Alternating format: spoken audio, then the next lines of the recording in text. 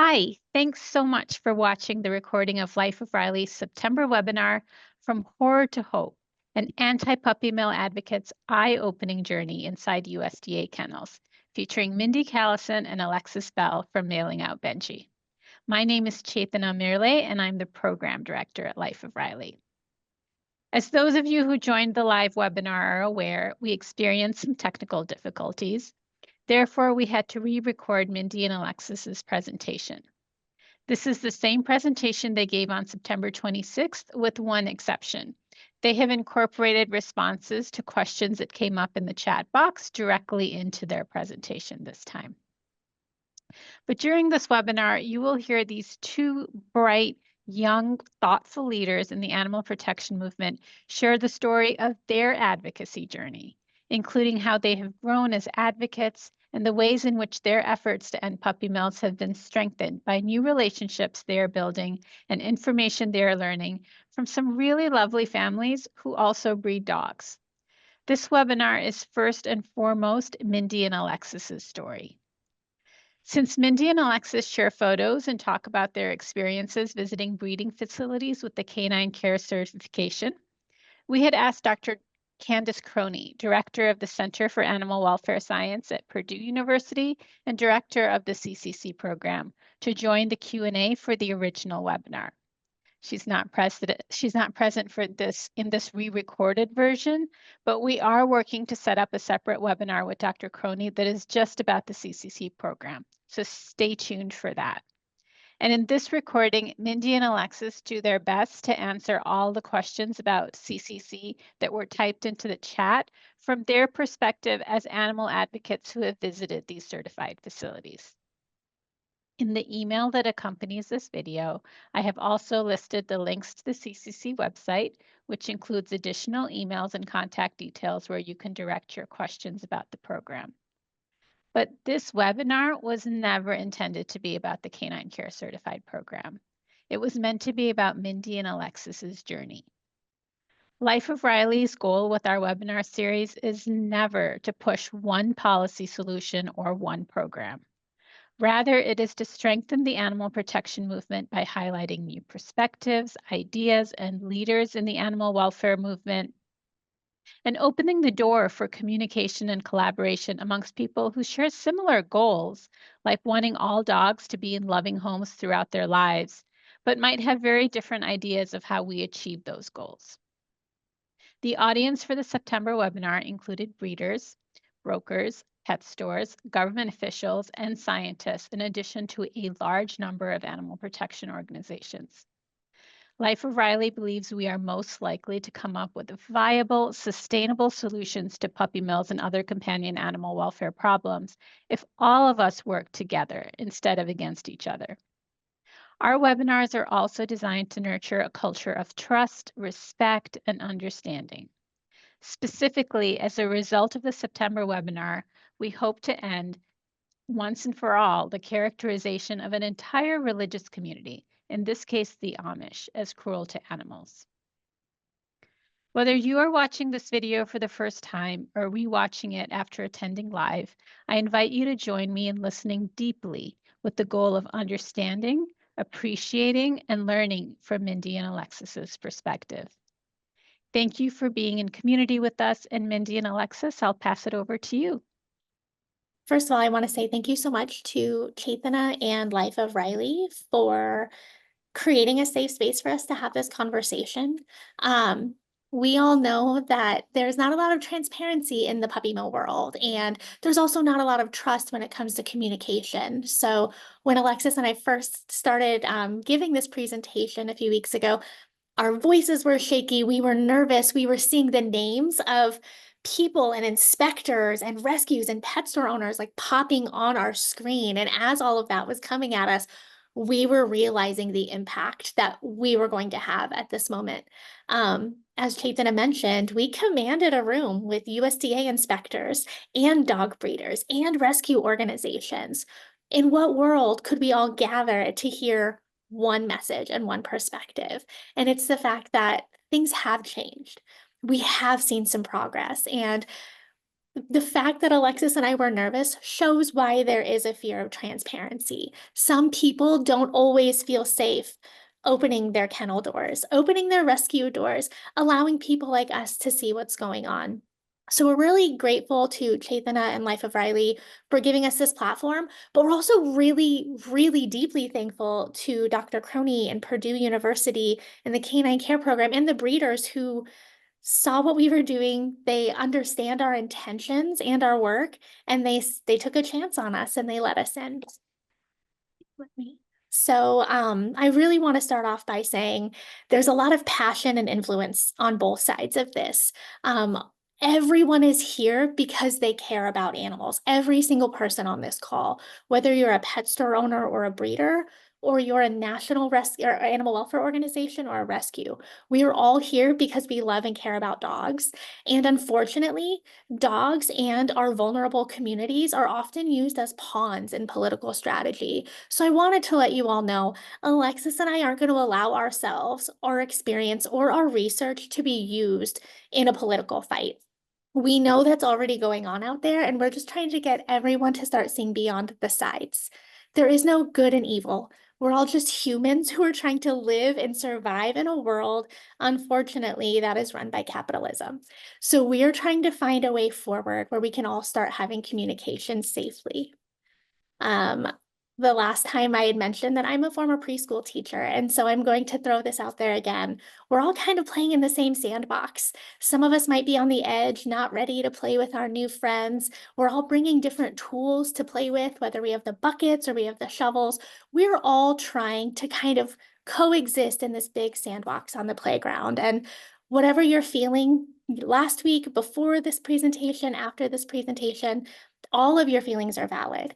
You can be upset at what we're presenting. You can be mad. You can be sad. You can be thrilled to hear that there have been some meaningful changes happening in USDA kennels, but you can't be mean. So we're going to go forward. We're going to honestly tell you what we saw, what we felt, all the questions that we were able to ask and see. And we just hope that no matter how you receive our messages today, you put happiness into the world and love into the world, and you don't put any more anger and meanness. So thank you for letting me rant a little bit. I will not go into the background of bailing out Benji too deeply. Most people know where we started. But the reason we really focus on consumer protection as well as animal protection is because I was a consumer. I was a 19-year-old college kid who just wanted to walk into a pet store and play with some puppies. And the store employees do what they do, right? They just kind of convinced me to buy a puppy I wasn't set up for and I wasn't ready for. Not only was the puppy extremely expensive, I had no money, so they sold me the puppy on a credit card. No money down that day, but an insanely high interest rate. Being a 19-year-old college kid, I thought I just got a free puppy.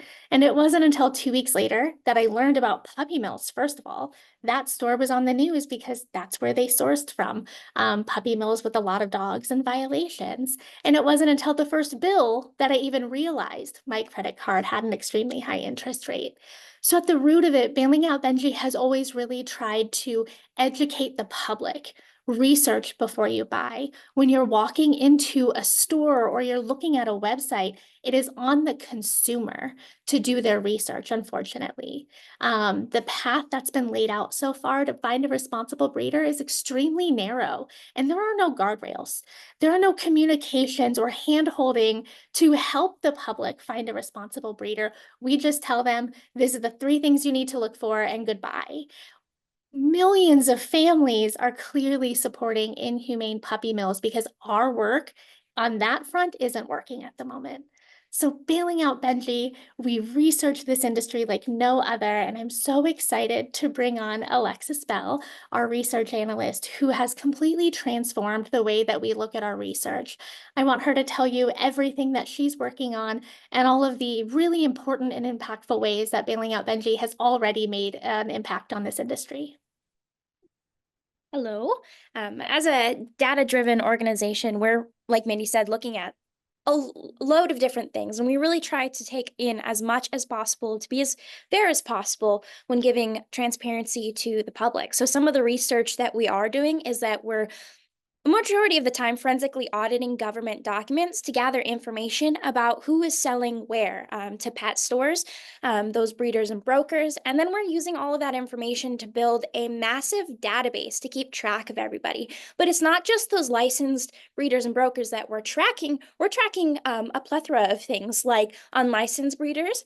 We're tracking the USDA inspectors that are inspecting these facilities and tracking their pattern of violations or lack thereof. And then we're also just tracking via the veterinarians too that are working in this field and working with these breeders and brokers. We're also releasing quarterly violation reports for the public so that they can know how those licensed breeders and brokers are performing. It's once again a key point to providing transparency to the public. We also help the public file sick puppy complaints. Those that do get sick puppies from pet stores, we're able to direct them in what they can do once they get a sick puppy. And then we're also answering questions about that the public might have about breeders and brokers. And that's usually what we're pulling from our database. All the information we collect about people, we're using our database to give information to people. We're also filing complaints with the USDA to bring breeders into compliance, and then we're also filing complaints with local law enforcement when we see egregious violations that we think violate state laws. So we're really applying pressure where we can, collecting all of these data points, and then actually putting them to use. And then also something that we've recently started is we're auditing online brokers, because it's not just pet stores that are an issue, it's those online brokers. So we're really trying to get as much information as we can from all sorts of different sources to try and get a real grasp on this issue, because it's not just one narrow view, it's everything we have to look at. The one thing that I would add is when we were talking about this live, we had asked people to drop some comments in the chat. What does a puppy mill mean to you? What is your definition of a puppy mill? And when you're looking at these photos, these are 100% facilities Alexis and I would say are puppy mills. The dogs are caged. It doesn't appear as though they have any access to grass or enrichment. You see that the wires are rusted, that they're standing on hard wire. So these photos are ones that Alexis and I look at all the time. We constantly, through our FOIA requests, we're seeing these horrific examples of the breeding industry. And so when we asked the community to type in the chat, what do you think a puppy mill is? What is that, what do these images conjure for you? People mentioned profit without regard to the well-being of the adult dogs. So yeah, I would look at this and say, none of this looks like the dogs are being well cared for as companion animals. Someone else wrote, breeding for volume and profit without the investment in the medical, behavioral, or emotional health of adults and puppies. And again, that's something I would agree with by looking at these photos. Others said cruelty, suffering, exploitation. All of those are very, very true. And that is what the public is seeing, right? These images that we FOIA, other organizations FOIA, and we put them out into the public constantly. We are saying this is what puppy mills are, but we're never really talking deeply on the other side of it. What are non-puppy mill commercial dog breeding facilities look like? And unfortunately, before June, we really didn't have much ability to go into these facilities. Alexis and I have both been a part of rescues where we've gone to USDA kennels that were very cruel and inhumane, who had a lot of violations that we were able to take small amounts of dogs from. And Alexis, I don't know if you want to talk about your experience, how that felt going to Southern Iowa and just pulling dogs from the worst puppy mill in the country. Yeah, it was disheartening a little bit. One dog specifically sticks out because she spun in circles on the hour drive back. Like it was not typical behavior of a companion animal. You could tell that they were stressed, that they weren't taken care of. There were medical things that were of concern. So it was disheartening to see, and just kind of confirms some of the bad side of what we see. If like this is really happening, companion animals aren't really being taken care of in some of these facilities, and it was very sad to see animals not act like a regular dog would in your household. Yeah, and they had long nails. They were missing fur. It was all of the things you think of when you've rescued a puppy mill dog, right? And so that is what we kind of were going into when we first heard from Dr. Croney. And so I just want to throw this out there. It wasn't like I just called her up and said, "Hey, show me your kennels." This was a 2-year process where I went to when Alexis joined me, an online forum that Dr. Croney and the Canine Welfare Group was hosting for canine welfare for the breeders, and they were learning from scientists, they were learning from geneticists, from veterinarians, they were learning from each other, and so that first year, we and a bunch of organizations, we all attended online, and after that weekend, I emailed Dr. Croney and I just said, "Thank you so much for this. I had no idea what your program did, and I see a path forward. This is really exciting." And I said the same thing to my counterparts, my colleagues in the animal welfare space. I said, "Wow, this looks great." And it wasn't until 2 years later that I would actually get to experience it firsthand. It was a lot of conversations with Dr. Coney, phone calls and emails. We're friends now. We ask about each other's families. And I said that last week, and she was like, "Mindy, you're going to get us crucified." But I think it's a really important part of this conversation. We are seeing people as humans and we're connecting on a human level. None of these people are just data points. And up until June, we saw all of these as data points. We saw all of these as invisible people in our database that we could just kind of facts and figures and throw things out there for the public, but we didn't get to know these humans as humans. And so I just didn't want anyone to think that they could just call Dr. Croney up and think they can go visit these places, next week. It took a lot of trust building. And so anyway, how did these images make you feel? That's what we asked again last week. And so many people in the comments were like, "This is so much better. Look at all that grass. Look at the enrichment." Someone commented on a future photo that we showed, LOL, jotting down ideas for my own backyard. And it just made me laugh because that's kind of what Alexis and I were seeing. And as we go through this, we'll talk about it more, but we were seeing things like, wow, the shelters might really like that type of technology. This play yard looks like a doggy daycare. How do we get more shelters and rescues to do things like this as well? How can we continue learning from each other? And so here's a cute little video that I pulled.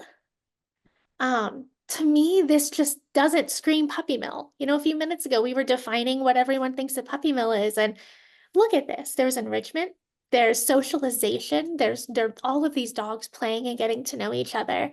And so this is just, I don't know, Alexis, so hopeful for us. Like when we saw these things, we knew that canine care existed, but we didn't really know. And so in June, Alexis and I found ourselves in the middle of Indiana, just the two of us. And we had a hotel mix-up, which was my fault and very funny.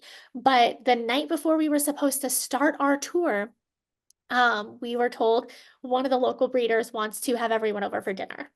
And so Alexis and I at first were like, "Okay, we're in this. We're here with open hearts. We're here with open minds, and we're going to trust that everything is going to go okay." And we weren't scared. We thought it was a little weird. Like, what are we going to talk about? None of us have anything in common, but we did it. And what we noticed was throughout the dinner, more laughter happened over the course of the night. We were sharing plates of food with their children and their family, and we were talking about our lives as humans and their lives as humans. We weren't even talking about our titles and our jobs. We were talking about people. And slowly throughout the night, you could just kind of feel all of the stress leave. Everyone kind of slowly started understanding neither person wants to cause harm to the other. And so it was really interesting for us because we saw conditions and technology in these facilities that we never dreamed possible. Alexis, do you want to talk a little bit about the first facility we went to? Yeah.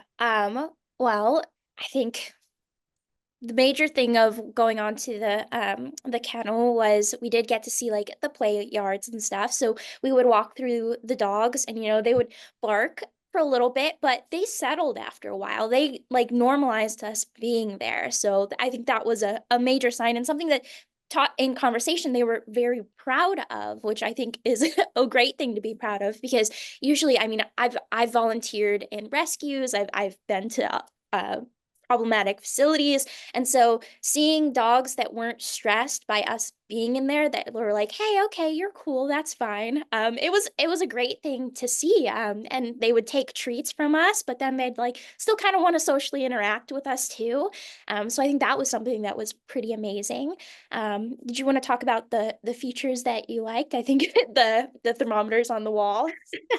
Yeah, so this is something that you know, before we were in the van on our way to the first facility, and Devon and Marietta, they are breeders who we didn't see their facility on the tour, but they traveled in because they really knew it was important to have a conversation with me and Alexis. And so they came to the forum early. But they were so proud of this right here and magnetic doors, which we'll talk about in a second. But it was so neat to see that every single kennel area that the mother dogs were in had a heating pad that could be controlled by a remote. And on this box, you could see exactly what temperature each heating pad was sitting at. So the puppies, as you can see in the photo on the right, the puppies can stay on that heating pad in that box, but the mama dog can hop out. She can go up the stairs. She can go outside to the play yard area. She has full reign to do everything she wants, but that puppy gets to stay in that nice, safe, secure area.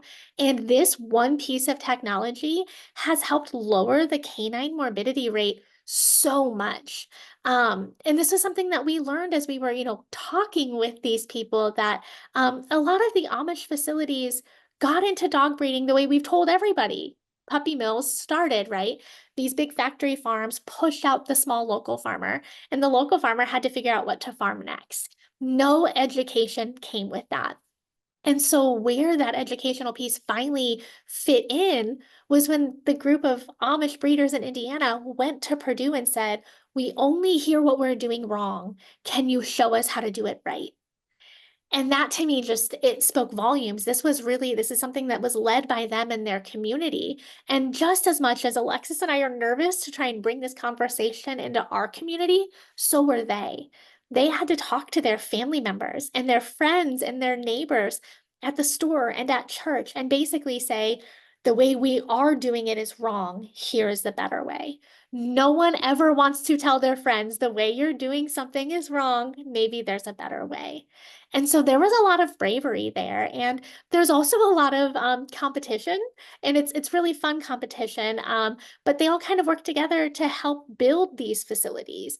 And the minute one family is done building theirs, the other one is starting to build theirs, and they're like, haha, I'm going to do this differently, or I'm going to put this in, and it's going to be the upgraded version of your kennel already. And it's like a fun way for them to continue growing their business, their family business, but the dogs are benefiting. That's the one thing, you know, with what Alexis was saying with the socialization, the dogs were self-soothing. They barked at us when we walked up, and then they ran and grabbed toys, ran and, you know, played in the play yard. These dogs are not the typical puppy mill dogs that Alexis and I rescue or have rescued in the past. And so one of the questions that we had was how many adults and puppies can be on site in these types of facilities? And that's a really important question, right? Especially as an organization that has always looked at the number of adult breeding dogs. That is something that we've reported, I mean, a million times over since our founding. There's no cap in these types of facilities for the number of adult dogs or the number of puppies, but it all is very dependent on the level of care and attention they could provide to the animals. So on the next slide, I think it's the next slide. Yep. We went to Marty's kennel and he breeds Mastiffs. And his kennel cannot have nearly the amount of dogs as a breeder with small dogs because the dogs in those kennels are larger and need more care. And I'm sure people are really sick of me telling this story, but Marty's kennel was probably the most eye-opening for me because I'm a large dog breed mom. I always foster and adopt large breed dogs. The bigger, the better. And walking into a facility knowing that they were going to have around 18 adult breeding Mastiffs, I had no idea what they were going to be like. What was the temperament going to be like? That was something that I knew I could really vibe with, and I could really see what was happening.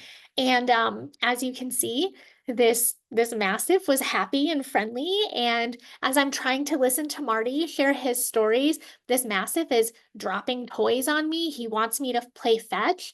Yes, this Amish bred dog in a USDA facility knew how to play fetch. He knew what toys are. And so when we're talking about the size of facility in this program, it doesn't equate humane or inhumane care. And that's something that we didn't realize until we saw it.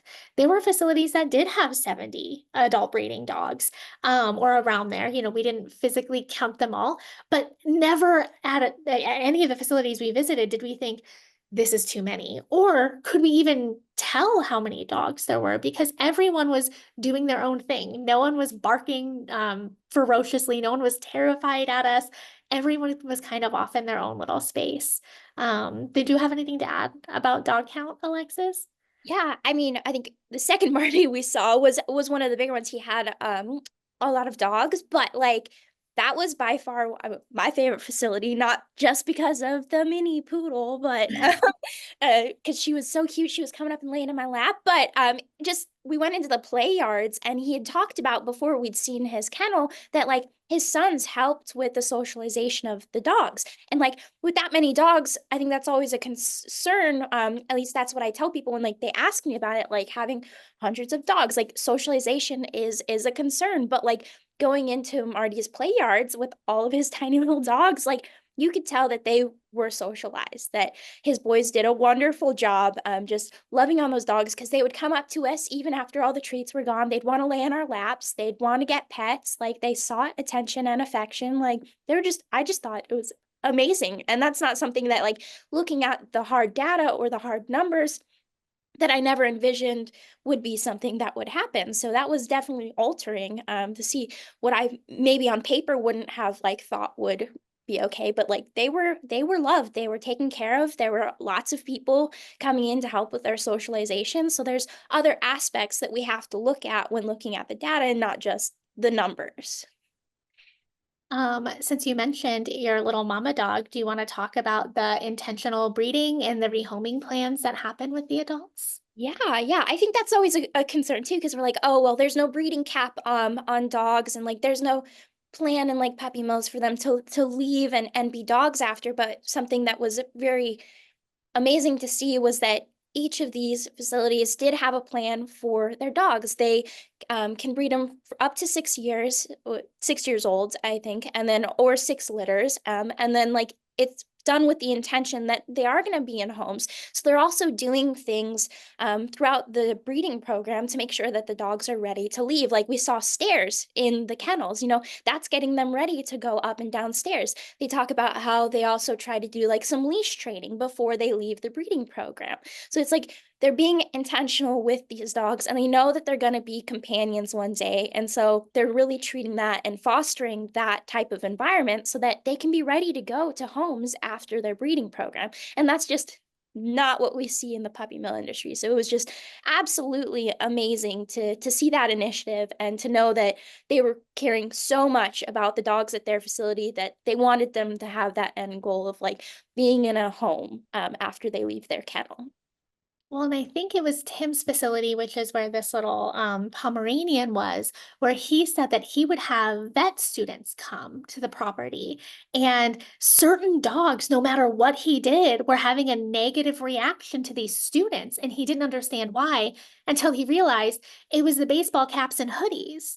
That's not something their culture typically wears, until he realized that was the problem. So he and his son started putting on ball caps and hoodies to try and make sure that the dogs were understanding that people wearing those clothes weren't scary, and that they were also able to be trusted. So it was little things like that, those conversations, I just found so powerful, right? And it made me feel so happy about their intentions with this. We all talk about profit over welfare. And every single facility we visited, not only could you see the welfare of the animals and the love that they put into their kennels, every single facility owner was like, Mindy and Alexis, what did you see? Is there something we could be doing better? Did you have any concerns? What were those concerns? Can we fix that? It wasn't us being there inspecting. You know, we weren't inspectors. That wasn't our goal. We were just there to have conversations and get to know people, but they were really interested at their core with what's driving us. Why are we doing what we're doing? And how can they do things that make us less angry at them?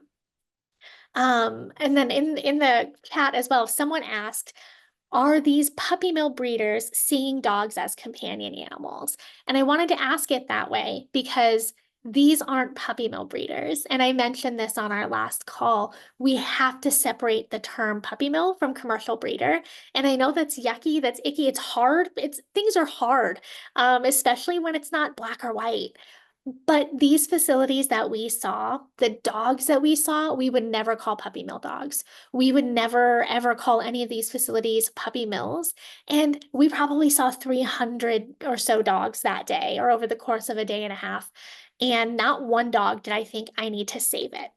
Not one dog did Alexis and I think that dog is suffering, that dog needs immediate care, that dog needs. Those dogs needed nothing. They didn't need anything from us. They needed us to observe what was happening and just be honest and truthful about what was going on. Trying to see. So someone else asked in the chat, shelters and rescues are very full. So what do these breeders see as their role in this? And that's a very valid question. Shelters and rescues all over the country are just drowning in animals that need homes. Part of that, I want to kind of, again, separate the issue because it's not always, you know, one for one. It's not because a puppy mill exists, shelter is overpopulated. A lot of the shelter problems we see in these communities are community problems, right? What is the spay neuter programs look like in that community? Is it low cost? Are there microchip free clinics? Are there free vaccine clinics? What is the rescue community and the sheltering community doing in that in their communities, excuse me, to make it whole? Are there pet food pantries? How are we keeping families together? And so I did want to kind of separate that a little bit. But there are a lot of breeders, puppy mills, reputable breeders, a lot of facilities do often utilize rescues and shelters to rehome their animals.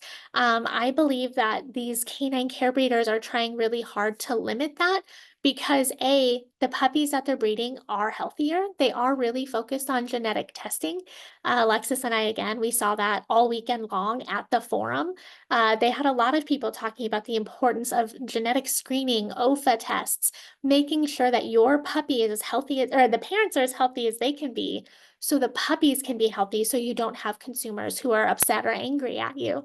And so they're trying all of these different ways to make sure their puppies are staying in homes forever, while also looking at their intentional breeding program to see what's it going to take to rehome 50 dogs when they hit 5 years or 6 years. And so they're really trying to look internally to figure out what that looks like in the next few years. Someone else in the comments had said, it doesn't look like these facilities would be dumping their animals at shelters, and that's something I can agree with. Right now, they do use a few of the private rescues that they have grown trustworthy relationships with, but again, these dogs don't need rescued, right? They just need rehomed. And so what these breeders have done to make sure the animals are ready for that forever home is the stairs that you see, the play yards, the toys. These dogs are being talked to, they're being pet. They're as ready for a home as they could possibly be coming out of a commercial breeding facility. We're not denying the fact that these are still commercially bred dogs, right? These are not dogs that are sharing our beds with us, but the adults finally have a pathway out, and that is not something that's ever happened in the past. Oh, trying to see what else. So another question that came in, are these dogs being transported by the same brokers that pick up from inhumane puppy mills? And that's a really valid question too. We were able to visit one brokering facility. Alexis, also yell at me if I'm just rambling and you want to shout out. But one of the brokering facilities we were really impressed by, because again, this is a part of the world that we've seen on paper. I've read hundreds of hundreds of pages of court cases talking about dog brokers in the brokering industry, but getting to see something like that firsthand was really, really cool and important for me and Alexis. But one of the things that we liked about this broker, and again, not all is the point we're trying to get across with this conversation.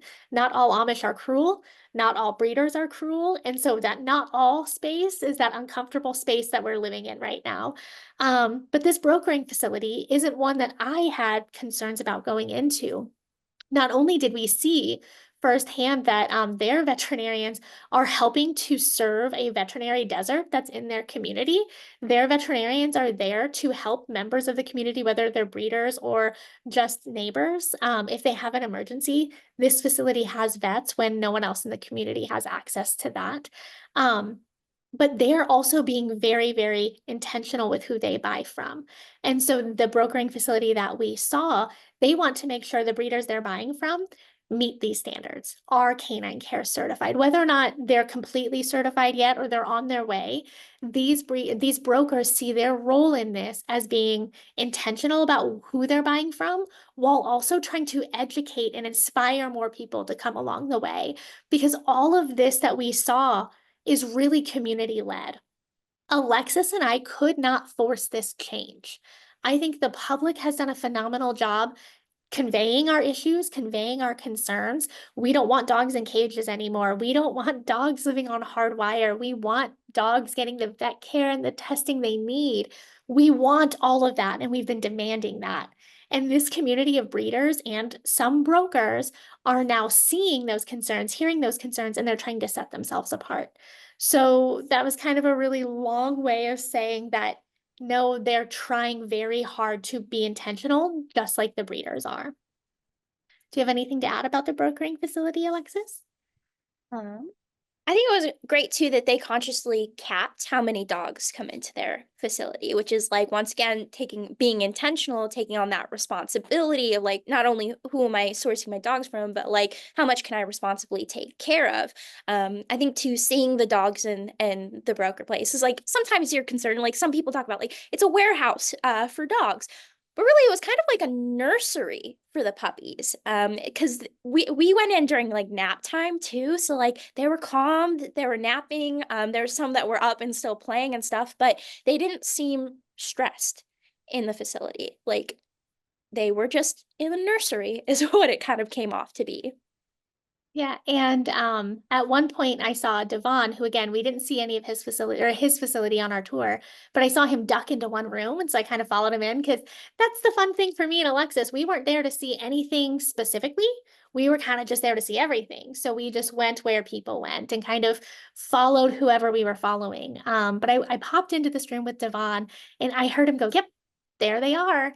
And he leaned over the glass partition, and his puppies from his kennel that was hours away ran up to him and they were licking his face and he was playing with them.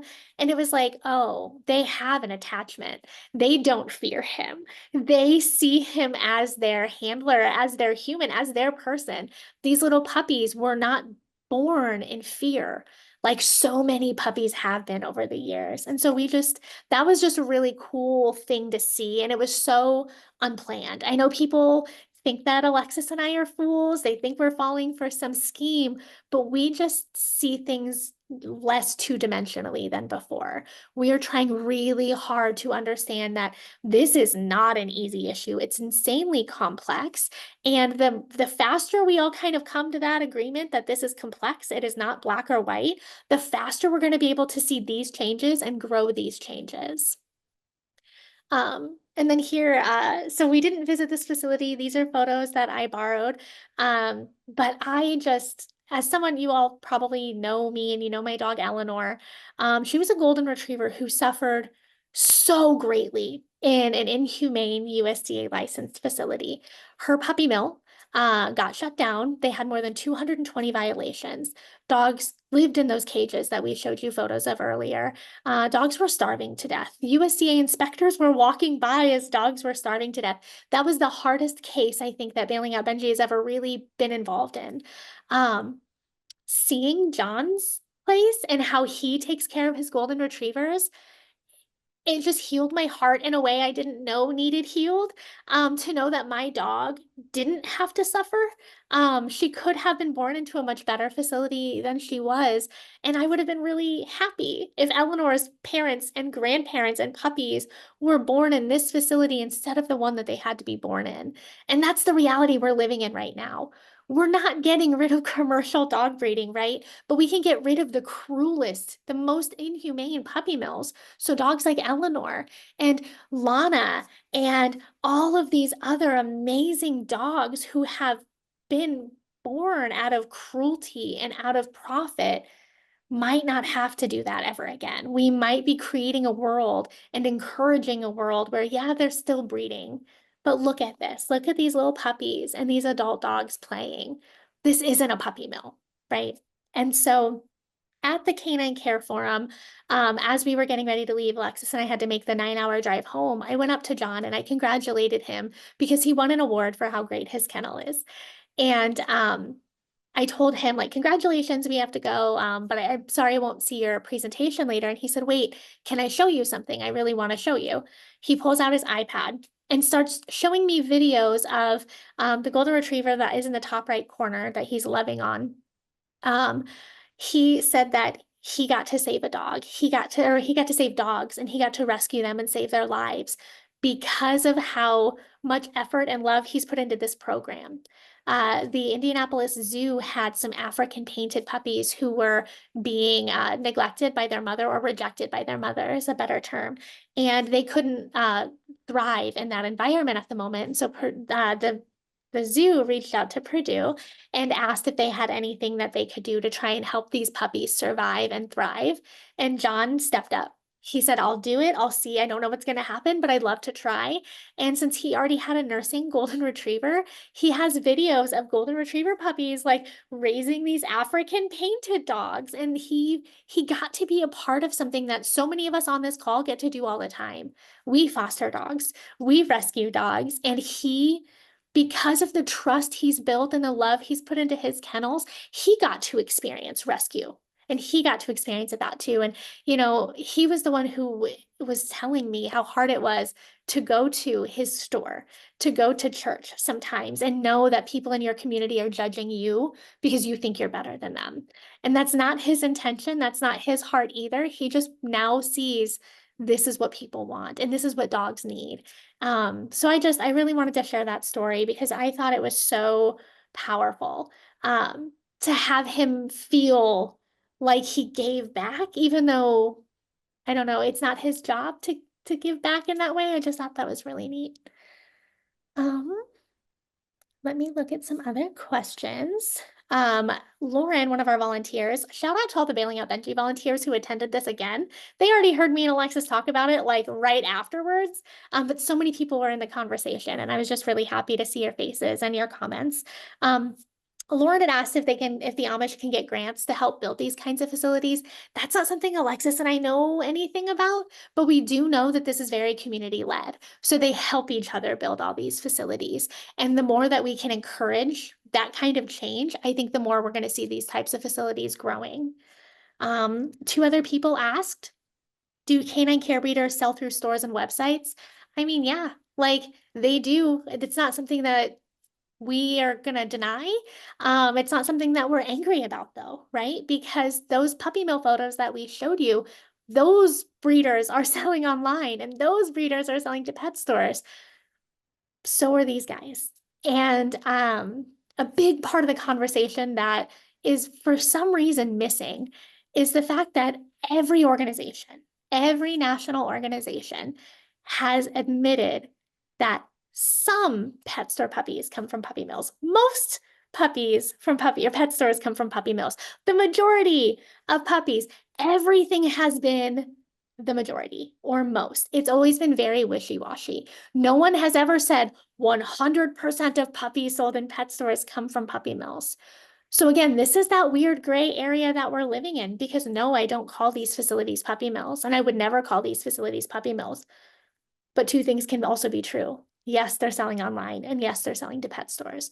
Would I rather this facility sell to the public than the other ones that we're showing photos of earlier? Yes.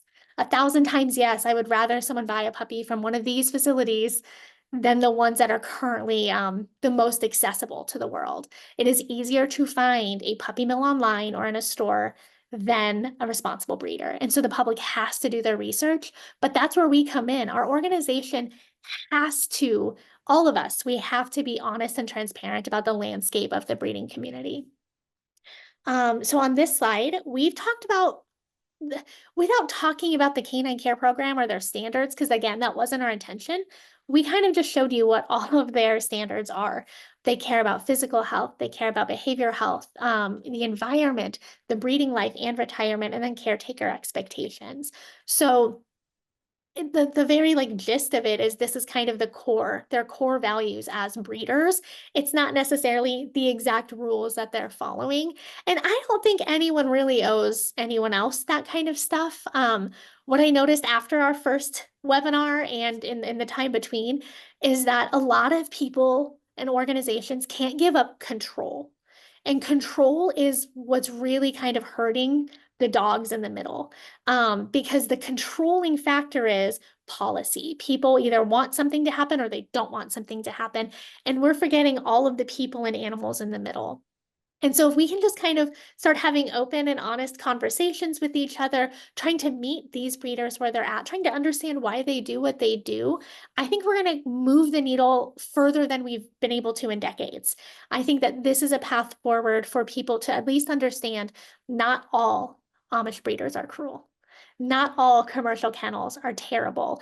And I know that's weird coming from bailing out Benji because we protest pet stores, and we still will. We educate about sourcing of pet stores and online websites, and we still will.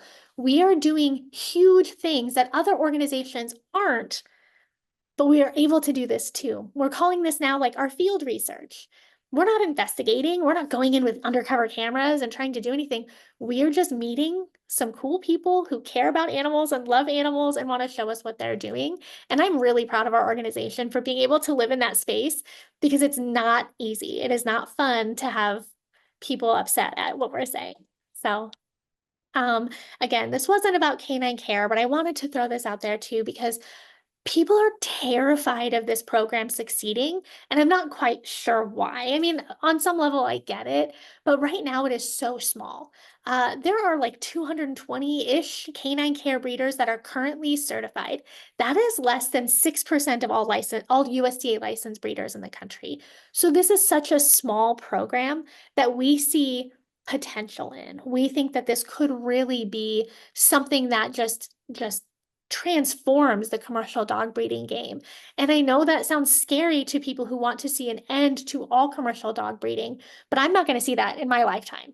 And I don't think Alexis is going to see that in her lifetime, or even our children's children. Like, the commercial dog breeding industry is like factory farming, right? It's just this huge system that exists in our country. And we have to exist within that system, right? And so laws are going to be passed, laws are going to be redacted. It's just going to continue being a political fight everywhere. But there are some people in this world that are like, look, there is a better way. And I just don't think that should be as scary as everyone thinks it is at this moment. To touch on some more of our research data points, I know people are really concerned about the puppy store issue. Alexis and I are currently tracking 600 puppy mill or puppy stores in the country that sell puppies actively. We've connected around 80% of those breeders those pet stores to the breeders they buy from. And so we are seeing so much behind the scenes. And I know that people are concerned that the store in their town might be using canine care puppies, or any of the stores might be buying a small percentage of their dogs from, canine care breeders, and they're afraid it's going to affect conversations and policy and education. But really, right now, only one pet store sources 100% of their puppies from canine care. So I don't think it's as terrifying and as big of a threat as I know some of my colleagues might think. The way Alexis and I feel, and our organization and our supporters that we've heard from, everyone just feels happy that less dogs are suffering in cages, less dogs are suffering in puppy mills. And I feel like it's okay to experience that joy. We see these horrific photos, we read the reports, we are constantly depressed and crying because of the state of puppy mills. So the fact that 6%, only 6% wants to do better, that is such a powerful thing for us. It's such a sense of hope for us. And we would like to see this program inspire more breeders to try to do better. And the last thing I wanted to mention is everyone on this call, the comments that were coming in, it was so pet store focused. And again, I understand. Websites, the online puppy market is huge. We just did a huge investigation with the LA Times. It took them 14 months to dig into our data and to request their own data to show on our end, we were seeing thousands of puppies disappearing into California, thousands. The CVIs we were requesting had fake names, fake addresses, fake phone numbers. We were pulling all of this data and we just didn't know where the puppies were going, but we had a bad feeling because California was the first state that banned puppy sales in stores. And so what we see across the country, and this isn't, again, it's not because of this happens, it's the state of the world, but online puppy mills are a huge problem. Breeders selling online, it's harder for anyone to track. It's harder for anyone to really, really figure out what's going on, but not for bailing out Benji. We are now really auditing all of these online sellers. And we've actually been able to figure out that 15,000 breeders are selling through one website. And that one website has the capability of selling, I think the last time we looked, it was like 80,000 puppies were for sale in one moment. One moment had 80,000 puppies for sale. And that's terrifying for us as we're looking at the larger picture. Pet stores are still an issue. Pet store sourcing is still an issue, but we cannot ignore this much larger problem that we see happening in the United States. And I just want to really reiterate, none of the kennels we saw were puppy mills. I know that's something silly to keep bringing up, but in our world, things are so black and white all the time. I really want to say, and Alexis, I know that you felt the same way. These people loved the dogs. They were taking care of the dogs, and it was just really, really refreshing to see and to hear. Do you have anything else you want to add? Yeah, I think reiterating some of the conversations, that we're having with people outside of these presentations of like, yes, we'd love for people to adopt because our shelters are full, but like if we're looking at the fact that like people are gonna buy anyway, and that's the current state of things, wouldn't we rather them buy from facilities that are not putting profit before the welfare of their animals? And once again, seeing these facilities, that was a sliver of hope. Like I would rather see these puppies in a pet store in our current state than the problematic facilities that we see on the daily, that we're digging into, that we're filing complaints on, that we're asking local law enforcement and the public to help shut down. So it's just, we have to remain objective sometimes, put our feelings aside a little bit, look at the current state and say, no, these facilities are really caring for their dogs and they're not putting profit for the welfare of their animals. So I just want to pull that point. And that was reflected in the chat. I read some comments that were like, it is so exciting to hear about the socialization aspect. It looks like these dogs have a much better quality of life than other puppy mill dogs we've seen. And again, I'm going to pull this photo up because the photo on the left is a puppy mill in Iowa. This facility is very well known. He sells to pet stores across the country. He was selling to the illegal brokers in California that we exposed. Very cruel and inhumane. Lots of violations. But the USDA allows this to exist, right? You see the dog, this Mastiff, living in this cage 24/7. That is his existence. And then you see the dogs on the right, and that is their existence. And I don't care how you feel about dog breeding. I don't care, because that is a different topic. But if I were to show members of the public the photo on the left and the photo on the right, one of them is clearly a puppy mill and the other one looks like a responsible breeder. And the public is what matters in this. They are the controlling factor. They are the ones who are buying these dogs. So we need to make sure as organizations, it is our responsibility to divest money from cruel and inhumane puppy mills and make sure the public is investing their money elsewhere, whether that's rescue or adoption, because we wish everyone would adopt. We truly want our shelters and rescues to be empty. We don't want animals in need of homes. We don't want humans homeless and in need of homes, right? Our empathy knows no bounds at our organization. But it's really, really important that we just live in this weird middle area now where technically both of these facilities are USDA licensed. And again, Eleanor was born in the one on the left, but she could have been born in the one on the right. And I think anyone who has rescued a puppy mill dog knows you would much rather your dog come from a commercial dog breeder on the right than the puppy mill on the left. And this is kind of our last little note. We don't want people to, we don't need to convince people to like dog breeding, because that's not who our audience is. I think on the last call I said, we're not talking to the adopt don't shop folks, because they get it. The adopt don't shop people, they're not buying. Alexis and I hear from hundreds of people who are now researching before they buy. They email us and say, is this a facility I should buy from? Is this a facility with violations? We need to keep talking and communicating to the people who are buying the dogs and not leave them out of the conversation. And that also means it's important for us to not leave these Amish breeders out of the conversation. They have tried so hard to get rid of all of the stereotypes that we've thrust upon them. And I'm not going to lie, there are still Amish breeding facilities with violations, right? There are still Amish breeding facilities that are cruel and inhumane. We are not lying or trying to like skew any data, but we just took the word Amish out of it because there are breeding facilities that are cruel and inhumane. When you, as an advocate, when you're educating the public or you're, having a conversation, you say things to elicit a thought. When you say the term backyard breeder, you're imagining dogs living in dust, chained up to a tree, breeding pit bulls, right? Like that's kind of what people think when they hear backyard breeder. When you hear puppy mill, you think all those photos we showed you, living in cages, living on wire. Puppy mill is bad enough, but people are adding the term Amish because they want to make people physically think something about another human, right? And we don't have to do that, because I don't say so-and-so runs a Catholic puppy mill. It's the exact same thing. It is the exact same thing. And honestly, the English breeders aren't the ones who are making these wonderful changes that we're seeing in the Amish community. And so our goal at the root of it is for everyone to understand not all animal advocates look like me. Not all animal advocates look like Chaitanya or Alexis. Sometimes there are people in that community who are fighting puppy mills just as deeply as we are, but we can't see it because we're not in that community. And I'm so thankful that Alexis and I are now in that community a little more.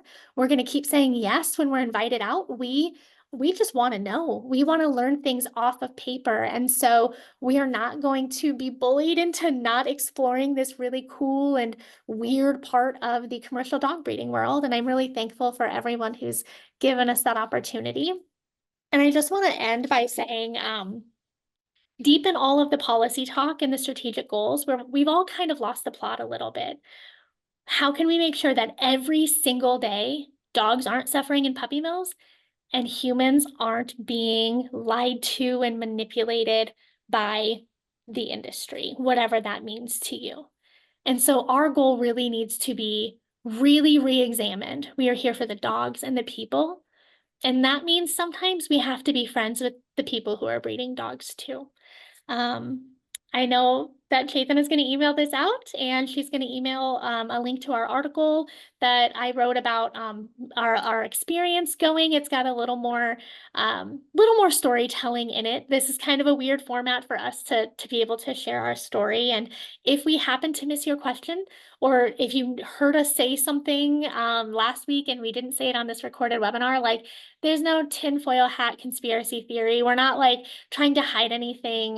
We're really, really transparent about our experience. And if you have any questions, you can let us know. You are both so bright and so strategic. And I am feeling so much more hopeful for the animal protection movement, for the animals as a whole, knowing that there are rising stars like you in our movement. So thank you for this presentation today. And I look forward to keeping the conversation going. Thanks so much.